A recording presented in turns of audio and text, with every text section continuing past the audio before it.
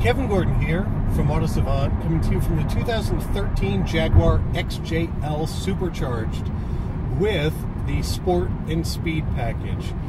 This car also has the illumination package, which we talked a little bit about in the full review, as well as radar-guided cruise control, or adaptive cruise control as Jaguar calls it. So I want to take a few minutes to walk through the system, give you an idea of how it functions as we're on the road, sort of the way you'd normally be expected to use it.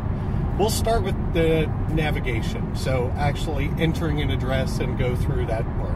Because the touchscreen, I can tell you, is less than speedy in its response time, let's go through a verbal of trying to put a destination in another state. So start off, hit the voice button. Navigation. Navigation. Go to. Go to. Address. Navigation. Go to address. The navigation caution has not been accepted. Command canceled. So right there gets you an idea of sort of where the Jaguar system lives. If you weren't smart enough to go in before you started putting in verbal directions to the nav screen to accept the sort of dummy warning, it'll let you walk through those first three steps and then tell you, whoa, you're not allowed to do this because you haven't accepted the legalese. So we'll do that again and walk through the process for you. Navigation. Navigation. Go to. Go to. Address. Navigation. Go to address. Please say the city name or say change search area. Change search area. Change search area. Please say the search area name. New Jersey. New Jersey. Please say the city name or say change search area. Sea Isle City. Sea Isle City. Please say the street name or say correction.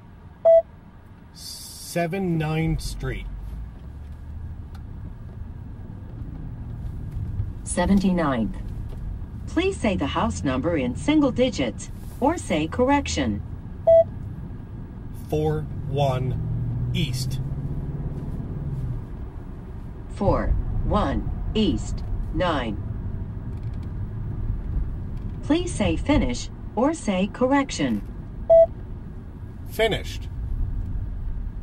Please say enter destination or say cancel. Cancel. Alright, so it's, it's 2 minutes to get through talking in an address. Actually, the voice recognition isn't bad. I like some of the ones that have the more intelligent prompting where instead of keep telling you, there may be a setting in there to do it. I haven't played with it all that much. What you guys probably couldn't see is something I'll just show you through some other things, which is the left side of the dash.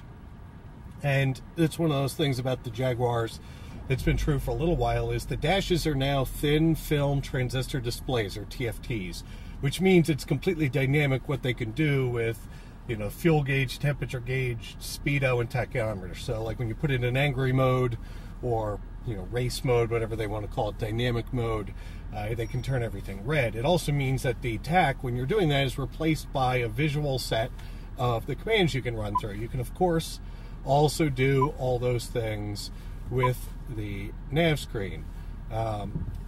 What you'll quickly find is that the screen in the Jaguar isn't the most sensitive thing, isn't necessarily the most accurate thing, and as you can see now, it does get washed out by the sun pretty significantly. So, not really going to spend the time to walk through having you watch me type, but I can tell you that it's just not the speediest or most accurate of the systems out there. It's not horrible.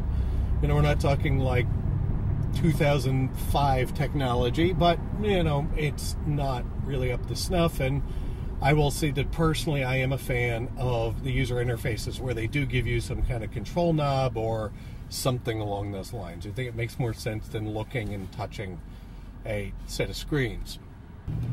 Other interesting pieces of tech in the car, of course, it's got parking sensors front and rear and a rear view camera. Rear view camera works fine. Again, not the highest res displays. You do get the lines on it that show you which way you'd be going. So as we come to a stop, if I put it in park, you'll see, or put it in reverse, you'll see that the camera lights up and, you know, the lines turn as you turn the wheel. You also do get parking gate alert, which means you can tell what's going on around you even in the front. If you're in a parking lot situation and you're driving up to something, you want to know what it is, just remember a button press up there turns this back on so that you don't have to get the car in reverse to get it to go and do that. From a stereo interface perspective, if we go over to the stereo screen, you get, of course, normal AM FM radio, satellite radio, and for this you get 3 sets of presets. You also get what they call My Music. I've got it set up right now to Bluetooth stereo. It isn't the most elegant of solutions to set up for Bluetooth stereo. For example, if the person who left the car before you was playing a CD in the CD player, when you go press on My Music, you just get sort of an ugly warning message that says, you know, disc not detected. And it takes a second before this little plus sign shows up, and then you can press on that, which requires, you know, pretty fine place. And then you get, of course, CD, DVD, iPod, which we have on connected, CD changer, the USB port, and aux. So if I go to USB, I currently have my Samsung Galaxy connected, and you'll notice that it says please connect. Same thing winds up being true for iPod. Please connect iPod. It does not recognize my Samsung Galaxy Note in any way, shape, or form. That is pretty standard, though, I will say, with these types of cars. They really do seem to like Apple devices or older devices. But with that, the Bluetooth streaming does work quite well. You'll see that it does have song titles, so the Kid Chris show is up, because that's what I was listening to last. Seems to reconnect and restart okay. All that stuff seems to be fine. So, you know, oh, I'm forgetting the most important part. The stereo. This stereo in this car is awesome. The Meridian system, which in this it's the upgraded 825 watt version, they're claiming that it has 15 separate channels of amplification and 20 speakers in the car. I have no idea where they've stuffed 20 speakers. You wind up seeing like 6 in the front, in the center console, there'd be 7. I guess there's maybe 4 in the doors, that's 11. And then they must go stick 9 of them in the rear deck. I'm not really sure. Nevertheless, it sounds fantastic. It's got big bottom end response. It's got front stage. You know, what I would say is this, in comparison to the Bang & Olufsen system that you'll see in the Audis and the BMWs, one difference is it comes with this model of a car. It's not an additional option. You get the upgraded stereo as part of the Speed and Sport pack, where in the Audi and the BMW, the Bang & Olufsen system is a $6,000 option. Also, you know, the Bang & Olufsen system, you get the cute little pop-up tweeters and all that stuff, and as a result, I will say that I think from a front staging perspective, the B&O system might be a little bit better. But really, you know, unless you've been to your ENT recently and had your ears cleaned, I highly doubt you're going to notice the difference. The complaint that I've always had with the B&O systems is they just lack an amount of raw grunt and power.